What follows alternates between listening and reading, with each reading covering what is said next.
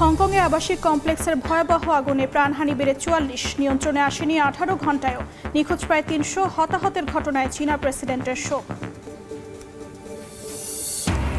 গাজায় হামাস সন্দেহে ফিলিস্তিনিদের লক্ষ্য করে ইসরায়েলি সেনাদের গুলি, নিহত ৬।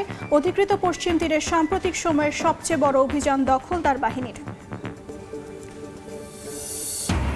ইউক্রেন ভূখণ্ড ছাড়তে বাধ্য হলে নিরাপত্তা হুমকিতে পড়বে ইউরোপ, সতর্কবার্তা জার্মানির। নিজের স্বার্থ রক্ষায় অনড় রাশিয়া, মস্কোর ওপর নিষেধাজ্ঞার আহ্বান সুইডেনের। থ্যাঙ্কসগিভিং ডের আগে যুক্তরাষ্ট্রের রাজধানীতে বন্দুক হামলা, ন্যাশনাল গার্ডের ২ সদস্য গুরুতর আহত। সন্দেহভাজন হামলাকারী আটক, হোয়াইট হাউসের নিরাপত্তা জোরদার। এবং চীনের সামরিক চাপের মুখে বিশেষ প্রতিরক্ষা বাজেট ঘোষণা তাইওয়ানের। মার্কিন অস্ত্র কিনতে বিশাল অর্থ বরাদ্দ, তাইপে ইস্যুতে বাড়ছে বেইজিং টোকিও উত্তেজনা।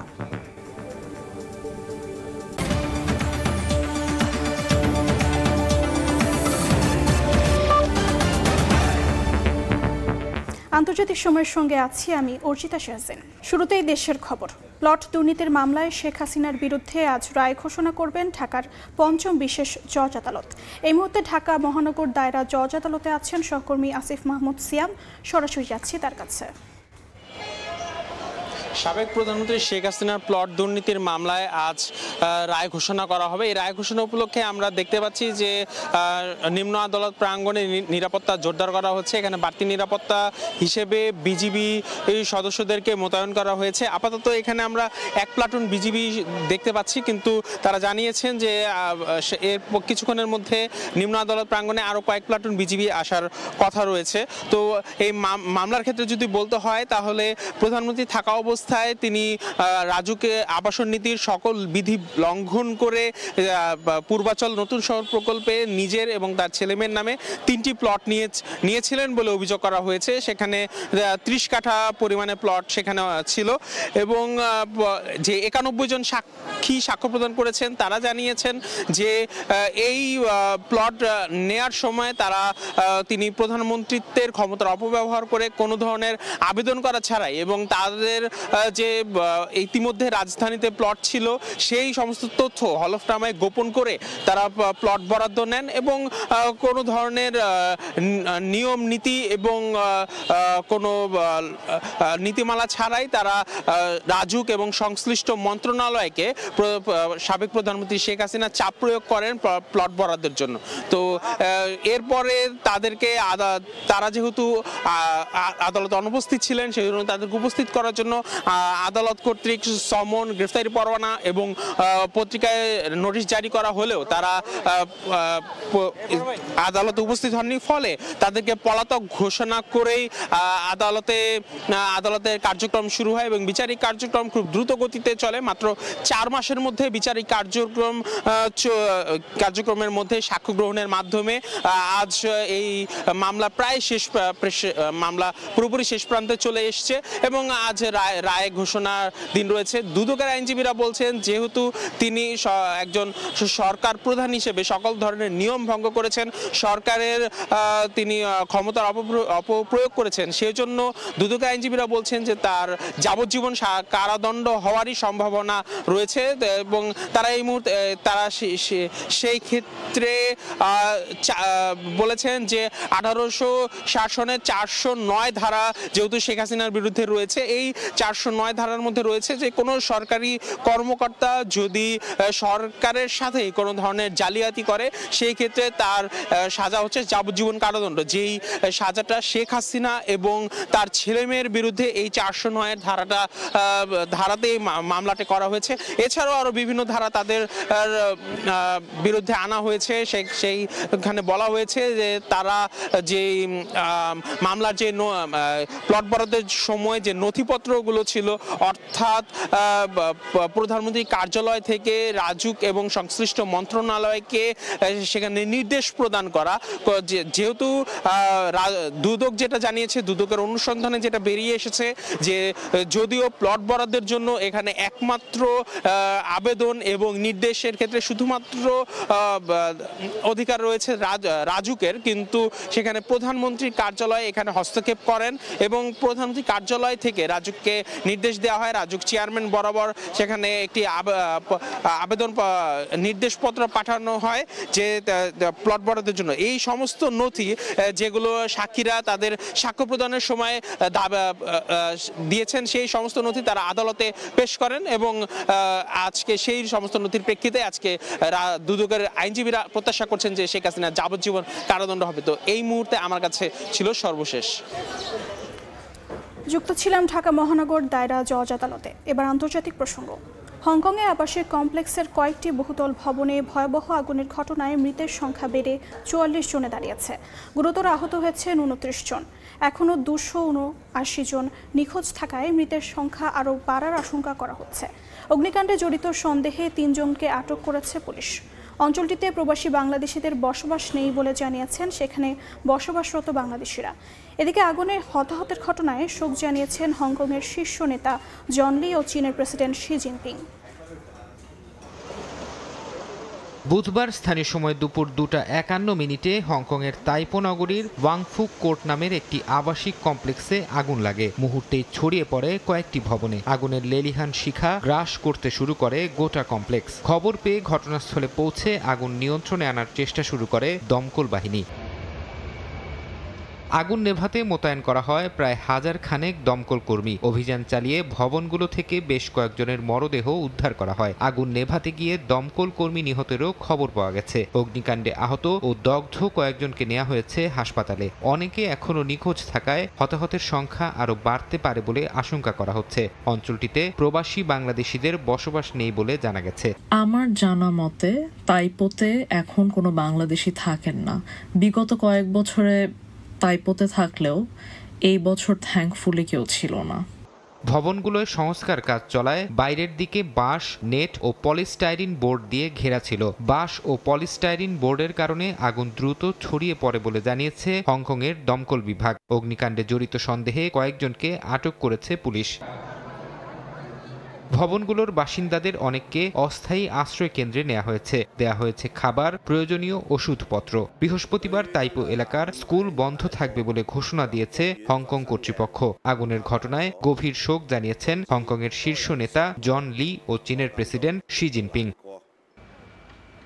তাইপোর আবাসিক এলাকাটি বেসরকারি হাউজিং কমপ্লেক্স। এখানে কয়েকটি বহুতল ভবন রয়েছে। হাউজিং কমপ্লেক্সে প্রায় 2000 ফ্ল্যাট আছে। এই এলাকায় 4600 জনেরও বেশি বাসিন্দা বসবাস করতেন। এর আগে 1996 সালে হংকংয়ের কৌলুন এলাকায় একটি বাণিজ্যিক ভবনে আগুনে 41 জন প্রাণ হারান। ফরহাদ চৌধুরী, সময় সংবাদ। অবরুদ্ধ গাজায় ইসরায়েলি হামলায় আরও 6 ফিলিস্তিনি নিহত হয়েছেন। আটক করা হয়েছে 2 জনকে। ইসরায়েলের দাবি, হামাসের গোপন টানেল থেকে কয়েকজন বের হলে গুলি চালায় সেনারা। চলমান ভঙ্গুর যুদ্ধবিরতি চুক্তির আওতায় আরও 15 ফিলিস্তিনির মরদেহ ফিরিয়ে দিয়েছে তেল আবিব। এদিকে অধিকৃত পশ্চিম তীরের সাম্প্রতিক সময়ের মধ্যে সবচেয়ে বড় অভিযান চালিয়েছে দখলদার বাহিনী। যুদ্ধবিরতি চুক্তি ভেঙে আবারও গাজায় ইসরায়েলি হামলা, আবারও রক্ত ঝরল নিরীহ ফিলিস্তিনিদের। দখলদার বাহিনীর দাবি, বুধবার উপত্যকার উত্তরাঞ্চলে গোপন টানেল থেকে কয়েকজন বের হলে তাদের লক্ষ্য করে গুলি চালায় সেনারা। এতে ঘটনাস্থলে কয়েকজন নিহত হন, বাকিদের আটক করা হয়। এছাড়া এদিন গাজা সিটির সুজাইয়া এলাকায় কয়েকটি আবাসিক ভবন গুড়িয়ে দিয়েছে নেতানিয়াহু বাহিনী। চলমান ভঙ্গুর যুদ্ধবিরতি চুক্তির আওতায় আরও 15 ফিলিস্তিনির মরদেহ ফিরিয়ে দিয়েছে ইসরায়েল। বুধবার এসব মরদেহ রেড ক্রসের মাধ্যমে ফেরত দেওয়া হয়। গত 10 অক্টোবর থেকে এ পর্যন্ত ইসরায়েল 345টি মরদেহ হস্তান্তর করেছে। ফেরত দেয়া ফিলিস্তিনিদের মরদেহে আঘাতের চিহ্ন আছে বলে দাবি তাদের পরিবারের। ইসরায়েলি হামলার মধ্যে মরার উপর খাড়ার ঘা হয়ে দেখা দিয়েছে ভারী বৃষ্টি। খান ইউনিসের আল মাওয়াসি এলাকায় শরণার্থী শিবিরে চরম বিপাকে পড়েছেন বাস্তুচ্যুত ফিলিস্তিনিরা। অনেকে থাকছেন ভেজা মাটিতে কম্বল বিছিয়ে। ছিদ্র হওয়া তাঁবুর নিচে শীত বৃষ্টির সঙ্গে লড়াই করছেন। ইসরায়েলকে যুদ্ধবিরতির সব শর্ত মানতে হবে এবং হামলা অবিলম্বে বন্ধ করতে হবে বলে জানিয়েছে তুরস্কের জাতীয় নিরাপত্তা পরিষদ। আঙ্কারা ফের জানিয়েছে, গাজার পুনর্গঠন ও স্থিতিশীলতা নিশ্চিত করতে তারা আন্তর্জাতিক ব্যবস্থায় দায়িত্ব নিতে প্রস্তুত। নিরাপত্তা, শান্তি ও সন্ত্রাসমুক্ত অঞ্চল গঠনে দেশটি বহুমাত্রিক কূটনৈতিক ভূমিকা রাখতে প্রস্তুতির কথাও জানিয়েছে। এদিকে গাজার পাশাপাশি অধিকৃত পশ্চিম তীরেও চলছে ইসরায়েলি আগ্রাসন। বুধবার সাম্প্রতিক সময়ের সবচেয়ে বড় অভিযান শুরু করে দখলদার বাহিনী। তুবাস শহরের গভর্নর জানান, অনেক বছর পর প্রথমবার হেলিকপ্টার থেকে গুলি ছুড়েছে ইসরায়েলি সেনারা। তুবাস ছাড়া আকাবা ও তাম্মুম শহর ঘেরাও করে অভিযান চালায় নেতানিয়াহু বাহিনী। এটিকে সন্ত্রাস বিরোধী অভিযান হিসেবে দাবি করেছে তেল আবিব। ফারহাদ চৌধুরী, সময় সংবাদ। গাজার খান ইউনুসে আল আকসা বিশ্ববিদ্যালয়ের ভাঙা ভবন আর সারি সারি তাঁবুর ভেতরেই চলছে হাজারো শিক্ষার্থীর টিকে থাকার লড়াই। বাস্তুচ্যুত পরিবারগুলোর ভিড়ে বিশ্ববিদ্যালয় এখন আশ্রয় কেন্দ্র। ক্লাসরুমের স্বপ্ন ঠাঁই নিয়েছে পানির জন্য লাইনে দাঁড়ানো, বৃষ্টির ভেজা তাঁবু আর অনিশ্চিত অনলাইন শিক্ষায়। যুদ্ধবিধ্বস্ত এ ক্যাম্পাসেই থেমে আছে রাজান আল সাইদি সহ হাজারো শিক্ষার্থীর স্বপ্ন। যুদ্ধবিরতির পর রাফা থেকে আল আকসা বিশ্ববিদ্যালয়ে এসে রাজান দেখেন ইসরায়েলি সেনাদের হামলায় বিধ্বস্ত ক্যাম্পাস। যদিও এখন সেখানে আশ্রয় নিয়েছেন শরণার্থীরা। তাঁবু, খাবার আর বিশুদ্ধ পানির সংকটে জর্জরিত পরিবারগুলো। নিজ শিক্ষা প্রতিষ্ঠানে ক্লাস করার পরিবর্তে এখন তাকে বের হতে হচ্ছে পানির খোঁজে। যুদ্ধবিধ্বস্ত গাজার প্রায় 40,000 শিক্ষার্থী এখন অনলাইন ক্লাসে নির্ভরশীল। তবে অস্থায়ী আশ্রয়, দুর্বল ইন্টারনেট, বিদ্যুৎ বিচ্ছিন্নতা সব মিলিয়ে উচ্চশিক্ষা তাদের জন্য হয়ে উঠেছে প্রতিদিনের সংগ্রাম। আমার স্বপ্ন ছিল আল আকসা বিশ্ববিদ্যালয়ে পড়া, অধ্যাপকদেরকে সামনে থেকে দেখার, তাদের থেকে সরাসরি শিক্ষা গ্রহণ করার। সেখানে সদা বোর্ড থাকবে, চেয়ার টেবিল থাকবে। তবে আমি এমন বাস্তুচ্যুতি আশা করিনি। অনলাইন ক্লাসের বদলে আমি আবার বিশ্ববিদ্যালয়ের ভেতরে গিয়ে ক্লাস করতে চাই। 37,000-এর বেশি মানুষ আল আকসা বিশ্ববিদ্যালয়ে গাদাগাদি করে থাকছেন, যাদের অনেকের ঘরবাড়ি নিশ্চিহ্ন হয়ে গেছে। অনেকে হারিয়েছেন পরিবার। নিরাপদ পানি, খাবারের মতো মৌলিক চাহিদা নিশ্চিত না হলে শিক্ষায় ফেরার পথ আটকে আছে অনেকের। অর্জিতা শেহজিন, সময় সংবাদ। আন্তর্জাতিক সময় আরও থাকছে। পাকিস্তানের সাবেক প্রধানমন্ত্রী ইমরান খানের মৃত্যুর গুজব সামাজিক মাধ্যমে। দেখা করতে গিয়ে বাধার মুখে স্বজনেরা। সুস্থ আছেন পিটিআই নেতা, দাবি কারা কর্তৃপক্ষের।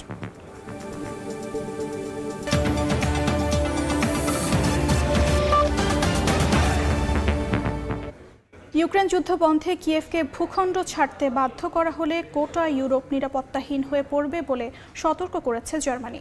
দেশটির প্রতিরক্ষা মন্ত্রী বলেন, এ ধরনের চুক্তি করে শান্তি প্রতিষ্ঠা হবে বিশ্বাসঘাতকতার শামিল। এদিকে ইউক্রেনের শান্তি পরিকল্পনা নিয়ে নিজের স্বার্থ ছাড়বে না বলে সাফ জানিয়েছে রাশিয়া। এমন পরিস্থিতিতে মস্কোর ওপর 20তম নিষেধাজ্ঞা প্যাকেজ অনুমোদনে ইউর প্রতি আহ্বান জানিয়েছে সুইডেন। যুদ্ধবন্ধের কূটনৈতিক চেষ্টার মধ্যেও অব্যাহত আছে রাশিয়া ইউক্রেন পাল্টাপাল্টি হামলা। ইউক্রেনের দক্ষিণাঞ্চলীয় খেরসনে ব্যাপক হামলা চালিয়েছে রাশিয়া। এতে অঞ্চলটির বিভিন্ন এলাকায় ব্যাপক ক্ষয়ক্ষতির খবর পাওয়া গেছে। আহত হয়েছেন কয়েকজন। এছাড়া সুমি চেরনেহিভ সীমান্তে রুশ আর্টিলারি হামলায় বেশ কিছু বসতি ক্ষতিগ্রস্ত হয়েছে। ইউক্রেনের দাবি, বুধবার 144টি সম্মুখ লড়াই হয়েছে দুই পক্ষের মধ্যে। দেশটি আরও দাবি করেছে পোক্রোভস্কে তাদের বিশেষ বাহিনী প্রবেশ করেছে। বুধবার অন্তত 10টি ইউক্রেনীয় ড্রোন ভূপাতিত করার দাবি করেছে রাশিয়া। এর মধ্যে 6টি বেলগরদ, 3টি ব্রিয়ান্স্ক এবং 1টি কুর্স্ক অঞ্চলে ভূপাতিত করা হয়। দুই পক্ষের পাল্টাপাল্টি এ ধরনের হামলার মধ্যে একটি রুশ ড্রোন মলদোভায় প্রবেশ করা নিয়ে উত্তেজনা দেখা দিয়েছে। এ বিষয়ে প্রতিবাদ জানাতে দেশটিতে নিযুক্ত রুশ রাষ্ট্রদূতকে তলব করা হয়েছে। যুদ্ধবন্ধে যুক্তরাষ্ট্রের সঙ্গে আলোচনার মধ্যেও রাশিয়ার ওপর চাপ অব্যাহত রেখেছে ইউরোপ। মস্কোর ওপর 20তম নিষেধাজ্ঞা প্যাকেজ অনুমোদনে ইউর প্রতি আহ্বান জানিয়েছে সুইডেন। দেশটির পররাষ্ট্রমন্ত্রী জানান, এই নিষেধাজ্ঞার লক্ষ্য হবে রুশ জ্বালানি আয়ের ওপর সরাসরি আঘাত। ইউক্রেনকে ভূখণ্ড ছাড়তে বাধ্য করে শান্তি প্রতিষ্ঠা করা হলে তা বিশ্বাসঘাতকতা হবে বলে সতর্ক করেছে জার্মানি। দেশটির প্রতিরক্ষা মন্ত্রী বলেন, এ ধরনের চুক্তি ইউরোপকে নিরাপত্তাহীনতার মুখে ফেলবে। এদিকে রাশিয়া সাফ জানিয়েছে, ইউক্রেনের শান্তি পরিকল্পনা নিয়ে নিজের স্বার্থ ছাড়বে না মস্কো। রুশ উপপররাষ্ট্রমন্ত্রী সের্গেই রিয়াবকভ বলেন, আলাস্কায় মার্কিন প্রেসিডেন্ট ডোনাল্ড ট্রাম্পের সঙ্গে রুশ প্রেসিডেন্ট ভ্লাদিমির পুতিনের মধ্যে হওয়া আলোচনাই হবে শান্তি প্রস্তাবের ভিত্তি। ফারহাদ চৌধুরী, সময় সংবাদ। থ্যাঙ্কসগিভিং ডের আগে যুক্তরাষ্ট্রের রাজধানী ওয়াশিংটন ডিসিতে ভয়াবহ বন্দুক হামলার ঘটনা ঘটেছে। এতে ন্যাশনাল গার্ড বাহিনীর 2 সেনা গুরুতর আহত হয়েছেন। সন্দেহভাজন হামলাকারী এক আফগান নাগরিককে আটক করেছে পুলিশ। বুধবার স্থানীয় সময় বিকেলে হোয়াইট হাউসের কাছে ঘটনা ঘটে। হামলার পরপরই পুরো এলাকা লকডাউন করে দেয় পুলিশ। এদিকে বৃহস্পতিবার নিউ ইয়র্কের মেইসিজের থ্যাঙ্কসগিভিং ডের প্যারেডের নিরাপত্তা জোরদার করা হয়েছে। যুক্তরাষ্ট্র থেকে হাসানুজ্জামান সাকির রিপোর্ট। যুক্তরাষ্ট্রের রাজধানী ওয়াশিংটন ডিসির ফেরাগট স্কয়ার এলাকা বুধবার বিকেল 2:30টার দিকে হঠাৎ গুলির শব্দে আতঙ্কিত হয়ে দিকবিদিক ছোটাছুটি শুরু করেন পথচারীরা। পরে পুলিশ নিশ্চিত করে অজ্ঞাত এক বন্দুকধারী ন্যাশনাল গার্ড সদস্যদের উপর অতর্কিতে গুলি চালায়। গোয়েন্দা সংস্থার পরিচালক ক্যাশ পাটেল জানান, হামলায় ন্যাশনাল গার্ডের কয়েকজন সেনা আহত হয়েছেন। পরে পুলিশের পাল্টা গুলিতে সন্দেহভাজন হামলাকারীও আহত হয়।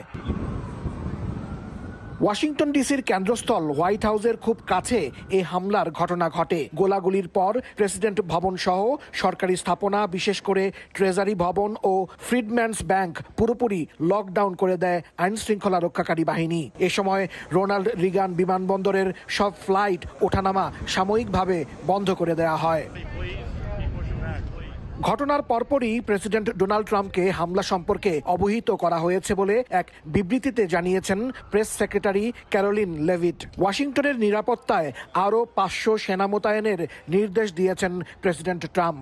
ডিসির মেট্রোপলিটন পুলিশ জানিয়েছে, ঘটনা অনুসন্ধানে তদন্ত শুরু করেছে আইন প্রয়োগকারী বিভিন্ন সংস্থা। এমন এক সময়ে ওয়াশিংটন ডিসিতে এই হামলার ঘটনা ঘটল যখন একদিন পরেই থ্যাঙ্কসগিভিং ডে উৎসবের প্রস্তুতি নিচ্ছেন যুক্তরাষ্ট্রের মানুষ। এই উপলক্ষে যুক্তরাষ্ট্র জুড়েই নেওয়া হয়েছে বাড়তি নিরাপত্তা। যুক্তরাষ্ট্রের অপরাধ বিরোধী অভিযানের অংশ হিসেবে প্রেসিডেন্ট ট্রাম্প সম্প্রতি ওয়াশিংটন ডিসি সহ বিভিন্ন অঙ্গরাজ্যে ন্যাশনাল গার্ড সেনা মোতায়েন করেন। তবে গত সপ্তাহে ফেডারেল এক বিচারক ডিসিতে ন্যাশনাল গার্ড মোতায়েনের উপর স্থগিতাদেশ দেন। বিচারক বলেন, ট্রাম্প এবং মার্কিন প্রতিরক্ষা বিভাগ অবৈধভাবে সেনা মোতায়েন করেছে, যদিও তাৎক্ষণিকভাবে ন্যাশনাল গার্ডকে শহর ত্যাগের নির্দেশ দেননি বিচারক। রাজধানী ওয়াশিংটন ডিসিতে বন্দুক হামলার ঘটনা কিছুটা হলেও থ্যাঙ্কসগিভিং ডে উৎসব আমেজকে ম্লান করেছে। এখানেই অনুষ্ঠিত হবে বৃহস্পতিবার যুক্তরাষ্ট্রের ঐতিহ্যবাহী মেসিজের থ্যাঙ্কসগিভিং ডে প্যারেড। সন্ধ্যায় নিউ ইয়র্কের মেয়র এরিক অ্যাডামস ও পুলিশ কমিশনার জেসিকা টিস জরুরি সংবাদ সম্মেলন করে জানিয়েছেন, এজন্য নিরাপত্তা ব্যবস্থা জোরদার করা হয়েছে। হাসানুজ্জামান সাকি, সময় সংবাদ, new York. EDF Aluminium. Redefine possibilities. চীনের বাড়তে থাকা সামরিক চাপের মুখে $4,000 কোটি বিশেষ প্রতিরক্ষা বাজেট ঘোষণা করেছেন তাইওয়ানের প্রেসিডেন্ট লাই চিংতে। যুক্তরাষ্ট্রের কাছ থেকে অত্যাধুনিক অস্ত্র কিনতেই বিশেষ অর্থ বরাদ্দ বলে জানান তিনি। অন্যদিকে তাইওয়ান ইস্যুতে জাপানের প্রধানমন্ত্রী সানায়ে তাকাইচির কঠোর অবস্থানে বেইজিং টোকিও সম্পর্কে দেখা দিয়েছে উত্তেজনা। তাইওয়ানের মালিকানা নিয়ে চীন ও স্বায়ত্তশাসিত অঞ্চলটির মধ্যে বেড়ে চলেছে উত্তেজনা। একদিকে নিজেদের সার্বভৌমত্ব রক্ষায় তৎপর তাইপে, অপরদিকে তাইওয়ানের মালিকানা নিশ্চিতে অনড় চীন। এ অবস্থায় নিজেদের প্রতিরক্ষা বাজেট বাড়ানোর ঘোষণা দিয়েছেন তাইওয়ানের প্রেসিডেন্ট লাই চিংতে। স্থানীয় সময় বুধবার $4,000 কোটি এই বিশেষ বাজেট ঘোষণা করেন। প্রেসিডেন্ট বলেন, চীনের সামরিক চাপের মুখে নিজেদের রক্ষা করতে নতুন অস্ত্র কেনায় খরচ হবে এই অর্থ, যার মধ্যে রয়েছে মার্কিন অ্যাসিমেট্রিক্যাল ও মোবাইল অস্ত্র। একই সঙ্গে চীনা ক্ষেপণাস্ত্র, ড্রোন, রকেট ও বিমান থেকে রক্ষায় কয়েক স্তরের প্রতিরক্ষা ব্যবস্থা গড়ার প্রতিশ্রুতিও দিয়েছেন তিনি, যা পরবর্তীতে আরও বাড়ানো হবে বলে জানান লাই। বিশ্বের অন্যান্য দেশের সঙ্গে তাল মিলিয়ে আমরাও ধীরে ধীরে প্রতিরক্ষা ব্যয় বাড়াবো। আগামী বছরের প্রতিরক্ষা বাজেট জিডিপির 3% ছাড়িয়ে যাবে, যা 2030 সালে 5% পৌঁছাবে। প্রেসিডেন্ট বাজেট বাড়ানোর ঘোষণা দিলেও সংসদে এখনো এই প্রস্তাব পাশ হওয়া বাকি, যেখানে বিরোধী দল চাইলে এই বাজেট আটকে দিতে পারে। এদিকে তাইওয়ান নিয়ে জাপানের প্রধানমন্ত্রী সানায়ে তাকাইচির সাম্প্রতিক মন্তব্যে ক্ষুব্ধ চীন। তিনি সংসদে বলেছিলেন, তাইওয়ানে চীনা হামলা বড় আকারের হুমকি তৈরি করলে জাপান আইনি কাঠামোয় যৌথ আত্মরক্ষার পথে যেতে পারে। এতে চীন তাইওয়ান ইস্যুতে জাপানের অবস্থান স্পষ্ট করার আহ্বান জানিয়েছে বেইজিং। জবাবে নিজের মন্তব্যে অনড় থাকার কথা জানায় টোকিও। সাদিয়া তাসনিম, সময় সংবাদ। পাকিস্তানের কারাবন্দী সাবেক প্রধানমন্ত্রী ইমরান খানের মৃত্যুর গুজব ছড়িয়ে পড়েছে সামাজিক যোগাযোগ মাধ্যমে। তার সমর্থকদের সন্দেহ কারাগারে হত্যা করা হয়েছে পিটিআই নেতাকে। ইমরানের 3 বোন কয়েক সপ্তাহ ধরে তার সঙ্গে দেখা করার চেষ্টা করেও ব্যর্থ হয়েছেন। এমনকি কারাগারের বাইরে তারা পুলিশি হামলার শিকার হন বলেও দাবি করেছেন। তাদের অভিযোগ, ইমরান খানের সঙ্গে দেখা করতে গেলে কারাগারের বাইরের রাস্তার বাতি নিভিয়ে তাদের হেনস্থা করা হয়। এ ঘটনার পর শত শত পিটিআই সমর্থক জেল গেটে জড়ো হয়ে ইমরানের তাৎক্ষণিক মুক্তি দাবি করেন। এদিকে আদিয়ালা কারা কর্তৃপক্ষ বলছে সুস্থ আছেন ইমরান খান।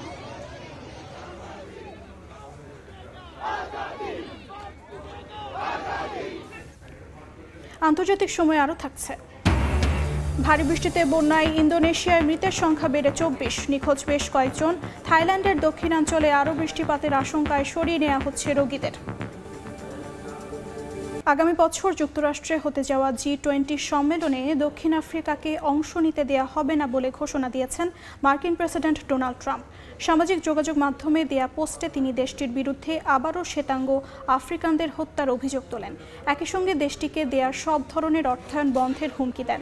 ট্রাম্পের ট্রুথ সোশ্যাল পোস্টে বলা হয়েছে, দক্ষিণ আফ্রিকা কোনো সংগঠনের সদস্য হওয়ার যোগ্য নয় এবং যুক্তরাষ্ট্রে তাৎক্ষণিকভাবে সব ধরনের অর্থ ও ভর্তুকি বন্ধ করবে।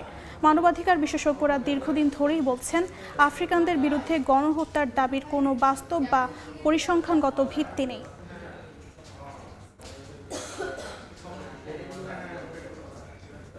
ইন্দোনেশিয়ার সুমাত্রা প্রদেশে ভয়াবহ বন্যায় মৃতের সংখ্যা বেড়ে 24 জনে দাঁড়িয়েছে। এখনও নিখোঁজ আছেন বেশ কয়েকজন। তাদের উদ্ধারে চলছে অভিযান। বিভিন্ন স্থানে খোলা হয়েছে আশ্রয় কেন্দ্র। থাইল্যান্ডের দক্ষিণাঞ্চলে আরও বৃষ্টিপাতের আশঙ্কায় স্থানীয় হাসপাতাল থেকে সংকটাপন্ন রোগীদের সরিয়ে নিচ্ছে রয়্যাল থাই আর্মি। এদিকে বন্যায় বিপর্যস্ত মালয়েশিয়ায় চলছে উদ্ধার অভিযান।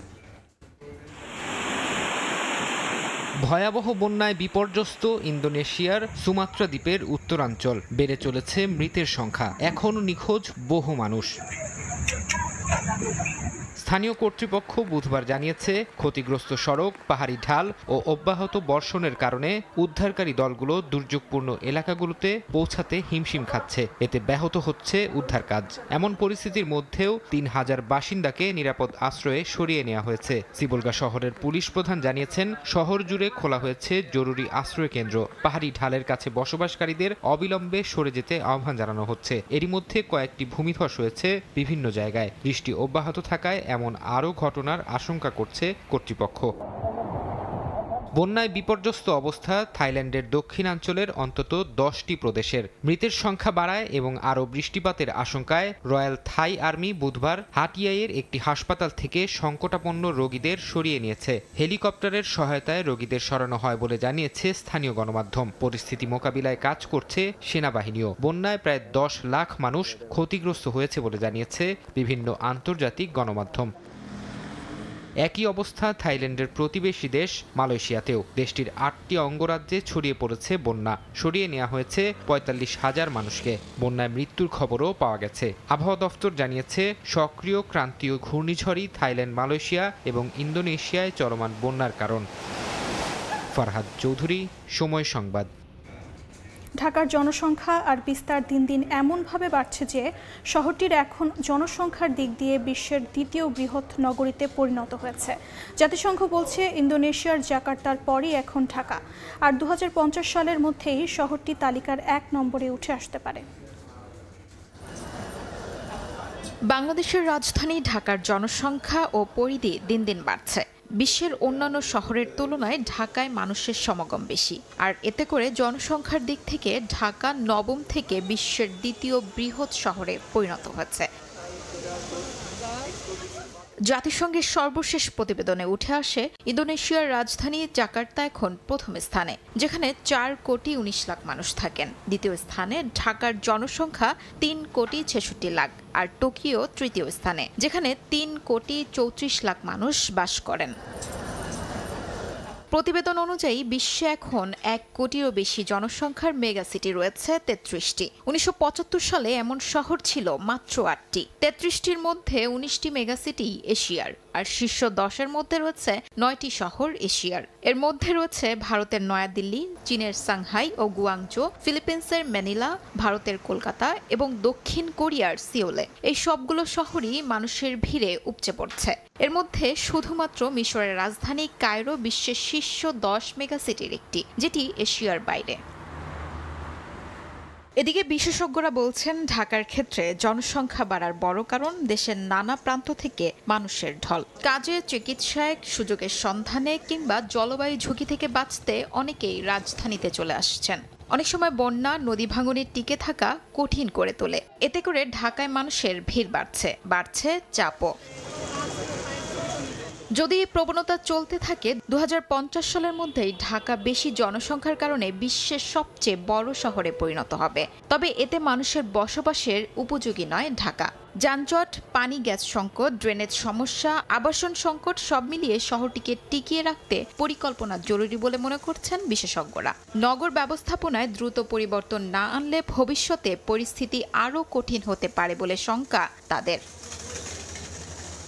শিউলি রোজা, সময় সংবাদ। পাকিস্তানের ইসলামাবাদের একটি সাপ্তাহিক বাজারকে প্রথম ক্যাশলেস মার্কেট হিসেবে চালু করেছে কর্তৃপক্ষ। দোকান জুড়ে কিউআর কোড, ডিজিটাল পেমেন্ট আর ডিসকাউন্ট দিয়ে শুরু হয়েছে পরীক্ষামূলক ব্যবস্থার সম্প্রসারণ। পাকিস্তানের ইসলামাবাদের H9 সাপ্তাহিক বাজার এখন পুরোপুরি ক্যাশলেস, অর্থাৎ বাজারের সকল লেনদেন হচ্ছে ডিজিটাল পেমেন্টে কোনো নগদ অর্থ ছাড়াই। স্টলে কিউআর কোড ঝোলানো, বিক্রেতা ক্রেতা দুইয়ের জন্যই অনলাইন পেমেন্টের সুবিধা থাকছে। प्राइम मिनिस्टर साहब शहबाज शरीफ साहब का जो विजन है, প্রধানমন্ত্রী শাহবাজ শরীফের ডিজিটাল পাকিস্তান ভিশন বাস্তবায়নের পরিপ্রেক্ষিতে এই উদ্যোগ। এখানে বহু স্টল রয়েছে এবং প্রত্যেকটিতে নগদ অর্থ ছাড়া লেনদেন করা যাবে।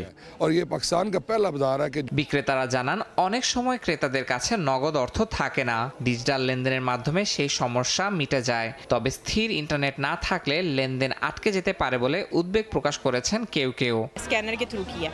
এখানে এমন কিছু স্টল রয়েছে যেখানে ঠিকমতো স্ক্যানার কাজ করছে না, তাই অনলাইন পেমেন্টের বদলে সেই নগদ টাকা দিয়েই কেনাকাটা করতে হচ্ছে। আমার মতে এটা ঠিক না, কেননা সরকার যেহেতু একটা উদ্যোগ নিয়েছে তার যথাযথ প্রয়োগ করা জরুরি। ডিজিটাল লেনদেনে আগ্রহ বাড়াতে পরীক্ষামূলকভাবে অংশ নেওয়া বিক্রেতারা বিশেষ ছাড় দিচ্ছেন। কর্তৃপক্ষ বলছে ডিজিটাল লেনদেন নগদ বহনের ঝামেলা কমায়, লেনদেনকে নিরাপদ করে এবং জালিয়াতির ঝুঁকি সংকুচিত করে। বাজার জুড়ে এসব সুবিধা দেখাতে সচেতনতামূলক প্রচারণাও চালানো হচ্ছে। H9 বাজারের পর ধীরে ধীরে রাজধানী জুড়ে শপিং মল, বাণিজ্যিক কেন্দ্র, হাসপাতাল, হোটেল, রেস্তোরাঁ থেকে শুরু করে ইসলামাবাদ এয়ারপোর্টে নগদহীন পেমেন্ট চালুর পরিকল্পনা রয়েছে। প্রধানমন্ত্রী শাহবাজ শরীফের ডিজিটাল পাকিস্তান ভিশন বাস্তবায়নে বিভিন্ন সরকারি দফতর ও বাণিজ্যিক ব্যাংকের সমন্বয়কে বিশেষভাবে গুরুত্ব দেওয়া হচ্ছে। ইয়াসিন মোহাম্মদ জিসান, সময় সংবাদ। ইতালির পর্যটন নগরী ভেনিসে সম্প্রতি অস্বাভাবিক হারে বেড়েছে পকেটমারের সংখ্যা। এতে সর্বস্ব হারাচ্ছেন সাধারণ পর্যটক এবং ক্ষতির সম্মুখীন হচ্ছেন প্রবাসী বাংলাদেশিরাও। ইতালি থেকে মাকসুদ রহমানের তথ্যচিত্রের রিপোর্ট। ইতালির বুকে মাত্র 4.25 বর্গ কিলোমিটার আয়তনের ভাসমান ছোট্ট শহর ভেনিস। পর্যটন নগরীর অসাধারণ সৌন্দর্য উপভোগ করতে প্রতি বছর কোটি কোটি মানুষ শহরটিতে ভিড় জমায়। তবে সম্প্রতি শহরটিতে নতুন এক বিড়ম্বনার শিকার হচ্ছেন পর্যটকরা। পকেটমারের কবলে পড়ে হারাচ্ছেন নগদ অর্থ, মানিব্যাগ, ব্যাংক কার্ড, জিনিসপত্র, মোবাইল ও প্রয়োজনীয় কাগজপত্র। চলতি বছরের প্রথম 10 মাসে প্রায় 1000 পকেটমারের মামলা দায়ের করা হয় শহরটিতে। সেই সঙ্গে 153 জনকে গ্রেফতার করে পুলিশ। পুলিশি তদন্তে উঠে এসেছে আইনের চোখে ফাঁকি দিতে এই কাজে 14 বছরের নিচের শিশু ও গর্ভবতী নারীদের ব্যবহার করে চক্রটি, যাতে আইনে তাদের তেমন শাস্তি না হয়। এতে পর্যটকদের পাশাপাশি বাংলাদেশি প্রবাসীরা অনেকেই আর্থিক ক্ষতির মুখে পড়েছেন। চমৎকার পরিবেশ এবং একটি ঐতিহাসিক জায়গা, এখানে সবাই বেড়াতে আসবেন, হাজার হাজার পর্যটক আসছে। তবে সাবধান থাকবেন প্রত্যেকে, যাতে পিকপকেটের এখানে একটি ভয় আছে। 14 বছরের ছেলে মেয়েদেরকে দিয়ে এখানে ওরা পকেট মার করায়, কারণ টাকা নিলেও ওদেরকে আর কোনো কিছু বলা যায় না। এই জিনিসটা এখানে খুব সাবধান থাকতে হবে। ঘুরতে আসে একটু সাবধানে থাকা উচিত। এখানে বাংলাদেশি যারা ব্যবসা বাণিজ্য করে তাদেরও দোকানপাট থেকে বা পকেট মার থেকে একটু সাবধান থাকা। সম্প্রতি পুলিশি অভিযানে ধরা পড়েন 23 পকেটমার ও একটি চক্র। তারা পূর্ব ইউরোপের ক্রোয়েশিয়া, বসনিয়া ও রোমানিয়ার নাগরিক। তদন্তে দেখা যায় ভেনিসে প্রত্যেক পকেটমার প্রতিদিন হাতিয়ে নেন প্রায় 2500 ইউরো। ভেনিসের পাশাপাশি রোম, মিলানের মতো গুরুত্বপূর্ণ পর্যটন এলাকায়ও পকেটমারদের দৌরাত্ম্য বেড়েছে। এতে দেশ জুড়ে নিরাপত্তা ব্যবস্থা জোরদার করা হয়েছে। আইন প্রয়োগকারী সংস্থার কঠোর অবস্থানে ভেনিসের পর্যটকরা এসব চুরি ও পিক পকেটিং এর সমস্যা থেকে মুক্তি পাবেন, এমনটাই আশা স্থানীয়দের পাশাপাশি প্রবাসী বাংলাদেশীদের। সময় সংবাদ, ইতালি। দীর্ঘ প্রতীক্ষার পর মঙ্গলবার মধ্যরাতে প্রথম ব্যাচের ৬০ জন বাংলাদেশি কর্মী কুয়ালালামপুর আন্তর্জাতিক বিমানবন্দরে পৌঁছেছেন। এই কর্মীদের সরকারি উদ্যোগে বোয়েসেলের মাধ্যমে মালয়েশিয়ায় পাঠানো হয়েছে। ইমিগ্রেশন সংক্রান্ত জটিলতার কারণে তাদের মধ্যে একজন বাংলাদেশে ফেরত পাঠিয়েছে দেশটির ইমিগ্রেশন বিভাগ। মালয়েশিয়া থেকে মোহাম্মদ আব্দুল কাদেরের রিপোর্ট। দীর্ঘ প্রতীক্ষার অবসান ঘটিয়ে অবশেষে মালয়েশিয়ায় পৌঁছেছেন ৬০ জন বাংলাদেশি কর্মী। স্থানীয় সময় মঙ্গলবার মধ্যরাতে তারা কুয়ালালামপুর আন্তর্জাতিক বিমানবন্দরে অবতরণ করেন। তবে এই আগমনী যাত্রায় একটি অনাকাঙ্ক্ষিত জটিলতাও সৃষ্টি হয়। ইমিগ্রেশন সংক্রান্ত জটিলতার কারণে একজনকে বাংলাদেশে ফেরত যেতে বাধ্য করে ইমিগ্রেশন বিভাগ। ২০২৪ সালের ৩১ মের মধ্যে সব ধাপ সম্পন্ন করেও বিভিন্ন জটিলতার কারণে অনেকে মালয়েশিয়ায় প্রবেশ করতে পারেননি। সরকারি উদ্যোগে তাদেরও একটি ব্যাচকে বাংলাদেশ বৈদেশিক কর্মসংস্থান এবং পরিষেবা সংস্থা বুয়েসেলের মাধ্যমে মালয়েশিয়ায় পাঠিয়েছে। কর্মীদের স্বাগত জানাতে মধ্যরাতে বিমানবন্দরে উপস্থিত ছিলেন বাংলাদেশ হাইকমিশনের উচ্চপদস্থ কর্মকর্তারা। তাৎক্ষণিকভাবে হাইকমিশনার, ডেপুটি হাইকমিশনার এবং শ্রম কাউন্সিলর কুয়ালালামপুর বিমানবন্দর কর্তৃপক্ষের সঙ্গে একটি জরুরি বৈঠক করেন। কর্মীদের এই সফল আগমনের জন্য মালয়েশিয়া সরকারকে ধন্যবাদ জানিয়েছে বাংলাদেশ হাইকমিশন। প্রায় ৮,০০০-এর মতো শ্রমিক আটকা পড়েছিল, যারা আসতে পারেনি। তাদের মালয়েশিয়ায় পুনরায় তাদের কর্মসংস্থানের ব্যবস্থার উদ্যোগ নিয়েছিল বর্তমান সরকার। প্রথম ব্যাচ আসতে পেরেছে। আমরা আশা করি এই শ্রমিকরা তাদের উপযুক্ত চাকরি এখানে পাবে, যে চাকরির জন্য তারা এসেছে, এবং এখানে ভালোভাবেই তাদের কর্মজীবনের একটা পার্ট এখানে অতিবাহিত করতে পারবে। এর আগে মঙ্গলবার ঢাকার হযরত শাহজালাল আন্তর্জাতিক বিমানবন্দরের প্রবাসী লাউঞ্জে উপস্থিত থেকে এই কর্মীদের বিদায় জানান প্রবাসী কল্যাণ ও বৈদেশিক কর্মসংস্থান উপদেষ্টা আসিফ নজরুল। এদিকে অভিবাসন বিশেষজ্ঞরা আশা করছেন এর মাধ্যমে দুই দেশের মধ্যে শ্রমবাজারের সম্পর্ক আরও সুদৃঢ় হবে। মোহাম্মদ আব্দুল কাদের, সময় সংবাদ, কুয়ালালামপুর, মালয়েশিয়া। ফ্রান্সের স্ট্রাসবুর্গে জ্বলে উঠেছে বড় আকর্ষণ ৩০ মিটার উঁচু ক্রিসমাস ট্রি। আলোয় ঝলমল করছে পুরো ক্রিসমাস মার্কেট, যেখানে প্রতিদিন ভিড় জমাচ্ছেন হাজারো দর্শনার্থী। সড়ক জুড়ে সাজসজ্জা, খাবারের স্টল আর ছবি তোলার ভিড়, সব মিলিয়ে উৎসবের আমেজ এখন তুঙ্গে। চারিদিকে আলোর ঝলকানি, ক্রিসমাস সাজসজ্জা আর ঐতিহ্যবাহী প্রেটজেল। ফ্রান্সের স্ট্রাসবুর্গের ক্রিসমাস মার্কেট এখন উৎসবের আমেজ। ফুড স্টলে মিলছে নানা রকম মজাদার খাবার, ছোট ছোট সাজঘর। এ যেন পুরো এক ফেরিটেল দৃশ্য। হঠাৎ আলো জ্বলে ওঠে ৩০ মিটার উঁচু ক্রিসমাস ট্রিতে। এ দৃশ্য দেখতে স্থানীয়দের পাশাপাশি ক্যামেরা হাতে ভিড় জমান পর্যটকরাও। এ ট্রি কেবল আলো নয়, শহরের গর্ব বলে জানান তারা। সত্যি বলতে এবছর স্ট্রাসবুর্গ সাজসজ্জায় সব দিক থেকেই নিজেকে ছাড়িয়ে গেছে। অসাধারণ সুন্দর লাগছে, লাইটগুলো দেখতে চমৎকার। আমরা অনেকদিন ধরে এই মুহূর্তের অপেক্ষায় ছিলাম। গাছে আলো জ্বলে ওঠা এক কথায় অসাধারণ। স্ট্রাসবুর্গের মানুষের জন্য এটা গর্বের মুহূর্ত। সারা পৃথিবী থেকে মানুষ এটা দেখতে আসে। চারিদিকে angel, gingerbread, candle stall, সব মিলিয়ে শহর যেন বড় এক ক্রিসমাস কার্ড। এছাড়াও স্ট্রাসবুর্গ চার্চের ঘণ্টা ধ্বনি, আলোয় ভরা সড়ক আর ৩০০-এর বেশি স্টল নজর কাটছে আলাদাভাবে। ২০১৮ সালে বন্দুকধারীর হামলার পর নিরাপত্তা বাড়ানো হয়েছে বলে জানায় স্থানীয় প্রশাসন। গত বছর রেকর্ড ৩.৪ মিলিয়ন মানুষ এসেছে এই ক্রিসমাস মার্কেটে, যা ইউরোপের সবচেয়ে জনপ্রিয় উৎসব বাজারগুলোর একটি। শিউলি রোজা, সময় সংবাদ। হাফ ছেড়ে বাঁচলেন ক্রিশ্চিয়ানো রোনালদো ও পর্তুগাল দলের সমর্থকরা। রিপাবলিক অফ আয়ারল্যান্ডের বিপক্ষে ফাউলের জন্য ৩ ম্যাচের নিষেধাজ্ঞার ঝুঁকি থাকলেও এক ম্যাচেই পার পেলেন পর্তুগিজ তারকা। ২০২৬ ফিফা বিশ্বকাপের শুরু থেকেই খেলতে পারবেন CR7।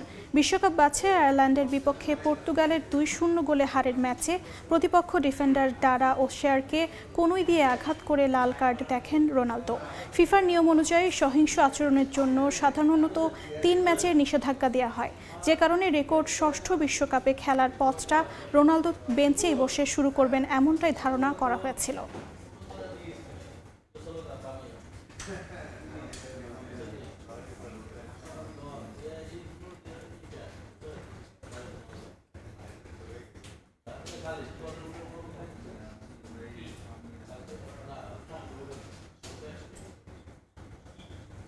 India south Africa test সিরিজের খবর। টেস্টের বিশ্ব চ্যাম্পিয়নদের সামনে অসহায় আত্মসমর্পণ করল টিম ইন্ডিয়া। গুয়াহাটিতে সিরিজের দ্বিতীয় ও শেষ টেস্টে 408 রানের জয়ে টিম ইন্ডিয়াকে হোয়াইট ওয়াশ করল সাউথ আফ্রিকা। সাইমন হারমারের ঘূর্ণিতে বিপর্যস্ত ভারত শেষ দিনে নিজেদের দ্বিতীয় ইনিংসে অল আউট হয় 140 রানে। 25 বছর পর ভারতের মাটিতে ভারতকে ধবল ধোলাই করল প্রোটিয়ারা। ম্যাচ সেরা মার্কো ইয়ানসেন, সিরিজ সেরা হয়েছেন সাইমন হারমার। 2024 নিউজিল্যান্ড, 25-এ সাউথ আফ্রিকা। 13 মাসের ব্যবধানে দেশের মাটিতে 2 টেস্ট সিরিজে ভারত হোয়াইট ওয়াশড। ইডেনের পর গুয়াহাটিতেও টিম ইন্ডিয়ার অসহায় আত্মসমর্পণ। চতুর্থ দিন শেষেই ভারতের পরাজয় অনেকটা নিশ্চিত হয়ে যায়। শেষ দিনে ম্যাচ জিততে স্বাগতিকদের দরকার ছিল 522 রান, হাতে 8 উইকেট, আর টেস্ট বাঁচাতে ব্যাট করতে হতো পুরো দিন। ভারতের ব্যাটিংয়ের এই মুহূর্তে যা অবস্থা, তাতে সারাদিন ব্যাট করাটা তাদের জন্য পাহাড় প্রমাণ কাজই বলা যায়। ভারত সেটা পারেওনি। ফলাফল, 25 বছর পর ভারতকে তাদের মাটিতেই হোয়াইট ওয়াশ করল টেস্টের বিশ্ব চ্যাম্পিয়নরা। 2 উইকেটে 27 রানে পঞ্চম দিন শুরু করে টিম ইন্ডিয়া। সাই সুদর্শনের সঙ্গে ছিলেন নাইট ওয়াচম্যান কুলদীপ যাদব। যদিও এই জুটি বড় হতে দেননি সাইমন হারমার। 1 ওভারে কুলদীপের সঙ্গে তুলে নেন ধ্রুব জুরেলের উইকেট। অধিনায়ক ঋষভ পন্থ দলীয় 58 রানে আউট হলে ভারতের হার সময়ের ব্যাপার হয়ে দাঁড়ায়। যদিও রবীন্দ্র জাদেজা কিছুটা প্রতিরোধ করেন, তুলে নেন 50, কিন্তু ভারত দল সাউথ আফ্রিকার সামনে দাঁড়াতেই পারেনি। প্রথম ইনিংসে টিম ইন্ডিয়ার ব্যাটিং গুড়িয়ে দিয়ে 6 উইকেট তুলে নেন মার্কো ইয়ানসেন। দ্বিতীয় ইনিংসে সেই ভূমিকা পালন করেন অফ স্পিনার সাইমন হারমার। শেষ পর্যন্ত 140 রানে অল আউট হয়ে 408 রানের বিশাল ব্যবধানে হারতে হয় গৌতম গম্ভীরের দলকে। ভারতের টেস্ট ইতিহাসে রানের ব্যবধানে যা সবচেয়ে বড় হার। এই সিরিজ হারে টেস্ট চ্যাম্পিয়নশিপে শিরোপা স্বপ্ন অনেকটাই ফিকে হয়ে গেল মেন ইন ব্লুর। সঙ্গে বেশ কিছু অনাকাঙ্ক্ষিত রেকর্ডও নিজেদের নামে করেছে গম্ভীর অ্যান্ড কোং।